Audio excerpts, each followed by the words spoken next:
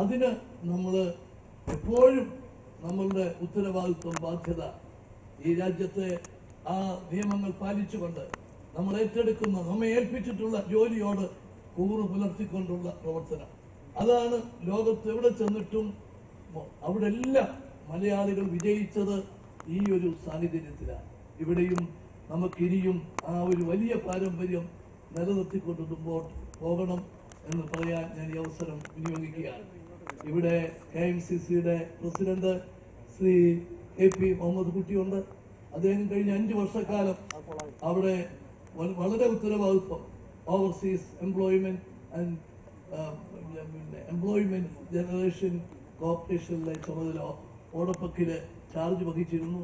അന്നൊക്കെ വിദേശത്തുള്ള മലയാളികളുടെയും വിദേശത്തേക്ക് പോകാനുള്ളവരുടെയും ഒക്കെ പ്രശ്നങ്ങൾ കൈകാര്യം ചെയ്യുന്നതിൽ അദ്ദേഹം വഹിച്ച പ്രത്യേകമായ പങ്ക് ഞാൻ ഈ അവസരത്തിൽ എടുത്തു പറയാൻ ആഗ്രഹിക്കുകയാണ്. ഞാൻ രാഷ്ട്രീയ കാര്യങ്ങളിലേക്കൊന്നും കൂടുതലായിട്ട് കടക്കുന്നില്ല. എനിക്കൊന്നേ പറയാനുള്ളൂ. നിങ്ങൾക്കെല്ലാം അറിയാവുന്നതുപോലെ ഈ അസംബ്ലി തെരഞ്ഞെടുപ്പ് കഴിഞ്ഞിട്ട് കേരളത്തിൽ നടന്ന ഉപതെരഞ്ഞെടുപ്പ് മലപ്പുറം പാർലമെന്റ് സീറ്റിലേക്ക് നടന്ന ഉപതെരഞ്ഞെടുപ്പാണ്.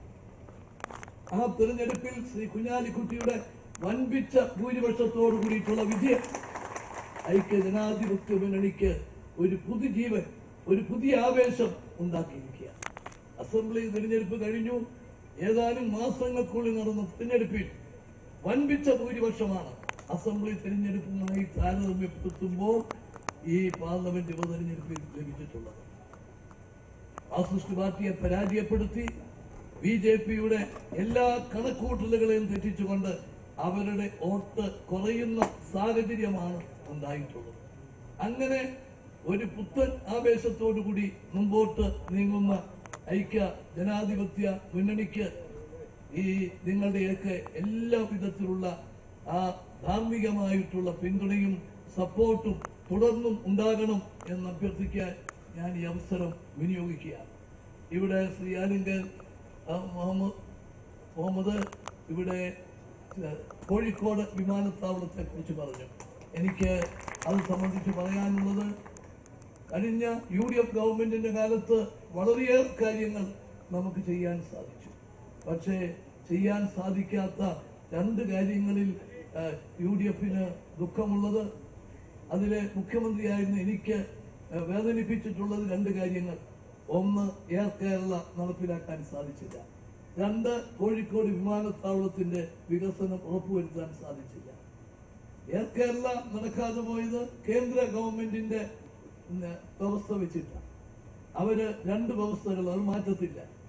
5 വർഷം ഡൊമസ്റ്റിക് സർവീസ് നടത്തിയാലേ അനുവദിക്കൂ അന്താരാഷ്ട്ര റൂട്ടിൽ സർവീസ് നടത്താൻ. അതുപോലെ 20 എയർക്രാഫ്റ്റ് ഉണ്ടായാലേ സാധിക്കും. ഇത് 2ഉം പാലിക്കാൻ നമുക്ക് ബുദ്ധിമുട്ടുണ്ട്. അതിന് എക്സംഷൻ ചോദിച്ചിട്ട് എന്ത് ചെയ്താൽ തരത്തില്ല. തരാമെന്ന് പറഞ്ഞു, പ്രഖ്യാപിക്കുമെന്ന് പറഞ്ഞു. പക്ഷെ പ്രഖ്യാപനം വന്നപ്പോൾ അതിനകത്ത് ഇതിന്റെ മാറ്റം വന്നിട്ടില്ല. അതുകൊണ്ടാണ് നടക്കാതെ പോയത്.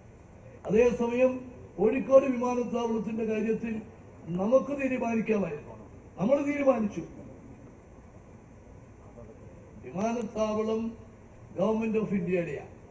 പക്ഷേ വിമാനത്താവളത്തിന്റെ വികസനം നടക്കണമെങ്കിൽ സംസ്ഥാന ഗവൺമെന്റ് സ്വന്തം ചെലവിൽ ഭൂമി എടുത്തു കൊടുക്കണം. അത് കൊടുക്കാൻ ക്യാബിനറ്റ് തീരുമാനിച്ചു. അതിന്റെ മുഴുവൻ ചെലവും വഹിക്കാൻ ഗവൺമെന്റ് തീരുമാനിച്ചു. വിവിധ തലത്തിൽ ചർച്ച ചെയ്തു. മുഴുവൻ രാഷ്ട്രീയ പാർട്ടികളും നമ്മളോട് യോജിച്ചു. കോഴിക്കോട് വിമാനത്താവളത്തിന്റെ വികസനം വേണം, അതിന് സ്ഥലം എടുക്കണം, എല്ലാവരും യോജിച്ചു. ഒരു രാഷ്ട്രീയ പാർട്ടിയും എതിർത്തില്ല. പക്ഷേ രാഷ്ട്രീയ പാർട്ടികൾക്ക് അതീതമായി ചില സംഘടനകൾ തീവ്രവാദം പറയുകയും നാടിന്റെ വികസനവും നാടിന്റെ നല്ല കാര്യങ്ങൾ നടക്കുന്നതിനെ തടസ്സപ്പെടുത്തുകയും ചെയ്യുന്ന ചിലർ വന്ന് ഒരു വിധത്തിലും സമ്മതിക്കില്ല, ഭൂമി എടുക്കാൻ സമ്മതിക്കില്ല. അക്രമ സമരവും ഭീഷണിയുമായിട്ട് വരുന്ന സാഹചര്യമാണ്. ശ്രീ കുഞ്ഞാലിക്കുട്ടിയെ പ്രത്യേകമായിട്ട് ക്യാബിനറ്റ് കൂടി ചുമതലപ്പെടുത്തി അദ്ദേഹം എല്ലാവരെയും വിളിച്ച് സംസാരിച്ചു. അവരോട് പറഞ്ഞത് ഇതാണ്: വിമാനത്താവളത്തിന്റെ വികസനത്തിന് വേണ്ടി ഭൂമി ഏറ്റെടുക്കാൻ അനുവദിക്കില്ല എന്ന സ്റ്റാൻഡ് നിങ്ങൾ മാറ്റണം. അതൊഴിച്ച് നിങ്ങൾ പറയുന്ന എന്തും സമ്മതിക്കാം എന്ന് പറഞ്ഞിട്ട് 3 കാര്യം സമ്മതിച്ചു. ഒന്ന് കോമ്പൻസേഷൻ, മതിയായ കോമ്പൻസേഷൻ. രണ്ട്, ആ കോമ്പൻസേഷൻ നിങ്ങളുടെ കയ്യിൽ കിട്ടിയ ശേഷം മാത്രം നിങ്ങൾ നിങ്ങളുടെ ഭൂമി വിട്ടു തന്നാൽ മതി.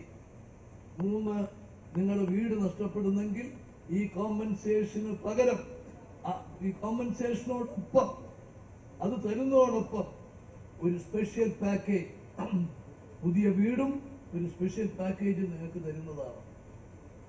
ഇത് മൂന്ന് സമ്മതിച്ചിട്ട് പറഞ്ഞു ഇതിനപ്പുറത്ത് എന്തെങ്കിലും കാര്യങ്ങളുണ്ടെങ്കിൽ നമുക്ക് ചർച്ച ചെയ്യാം. അതൊക്കെ പറയുമ്പം ഒക്കെ വളരെ നല്ല രീതിയിൽ സംസാരിക്കും. പക്ഷേ ഉദ്യോഗസ്ഥന്മാർ അവിടെ ചെന്ന് തുടർ നടപടികൾ സ്വീകരിക്കാൻ തുടങ്ങുമ്പം പ്രശ്നങ്ങളാകും. അങ്ങനെ അത് നടക്കാതെ പോയി. ആ ഒരു സാഹചര്യമാണുള്ളത്. അതിന് അങ്ങേയറ്റത്തെ ദുഃഖമുണ്ട്. കാരണം കോഴിക്കോട് വിമാനത്താവളം കേരളത്തിലെ രണ്ടാമത്തെ വിമാനത്താവളമായിരുന്നു. തിരുവനന്തപുരം, കോഴിക്കോട്. ഇന്നിപ്പം മൂന്നാമത്തെയായി. ഇടയ്ക്ക് കൊച്ചി, നെടുമ്പാശ്ശേരി വന്നു. ഇനി ഏതാനും മാസങ്ങൾക്കകം കണ്ണൂർ വരും. കോഴിക്കോടിന്റെ വികസനം നടക്കുന്നില്ലെങ്കിൽ 2-3 കൊല്ലങ്ങൾ കഴിയുമ്പോൾ ഈ കോഴിക്കോടിനെ കണ്ണൂരും ബൈപ്പാസ് ചെയ്യും. അപ്പം നാലാമതാകും. അതൊരിക്കലും കോഴിക്കോട് അർഹിക്കുന്നില്ല. കോഴിക്കോട് വിമാനത്താവളത്തിന്റെ ഓഹരി ഉടമകളായിട്ട് കൂടി ഈ സ്ഥലമുടമകളെ ആക്കുക. അവർ കൂടി പങ്കാളിത്തമുള്ള രീതിയിലേക്ക് കൊണ്ടുവന്ന് അവരെ കൊണ്ട് സമ്മതിപ്പിച്ച് ഈ എയർപോർട്ടിനുള്ള സാഹചര്യം സൃഷ്ടിക്കുക. അതോടൊപ്പം ഇത് അങ്ങനെ വരണമെങ്കിൽ കൊച്ചി വിമാനത്താവളം പോലെ, കണ്ണൂർ വിമാനത്താവളം പോലെ ഗവൺമെന്റും പ്രൈവറ്റ് പാർട്ടികളും എല്ലാം ചേർന്നുകൊണ്ടുള്ള ഒരു സംവിധാനമായിട്ട് മാറേണ്ടി വരും. അങ്ങനെയുള്ള ഒരു നിർദ്ദേശം ആണ് അവിടെ വെച്ചത്.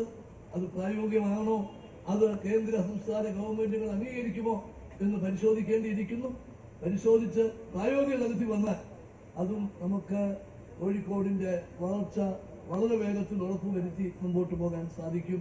അതിനെ സംബന്ധിച്ചിടത്തോളം ഇനിയുള്ള ദിവസങ്ങളിൽ ആ കാര്യം പ്രത്യേകം ശ്രദ്ധിക്കും എന്ന് പറയാൻ ഈ അവസരം വിനിയോഗിക്കുന്നു. ഇവിടെ വരാൻ നിങ്ങളുടെ ഹൃദ്യമായ ഈ സമീപനം ഏറ്റുവാങ്ങാൻ സാധിച്ചതിൽ എനിക്ക് വളരെയധികം സന്തോഷമുണ്ട്. നിങ്ങൾ വളരെ നല്ല നിലയിലുള്ള പ്രവർത്തനത്തിലൂടെ എല്ലാവരുടെയും പ്രശംസയും അഭിനന്ദനവും ഏറ്റുവാങ്ങുന്നു എന്ന് കാണുന്നതിൽ വളരെയേറെ സന്തോഷത്തോടെയാണ് ഞങ്ങൾ നാട്ടിലേക്ക് മടങ്ങുന്നത്. നിങ്ങൾക്ക് എല്ലാവിധ ഭാവുകങ്ങളും നേർന്നുകൊണ്ട് എന്റെ വാക്കുകൾ അവസാനിപ്പിക്കുന്നു. നമസ്കാരം. ജയ് ഹിന്ദ്.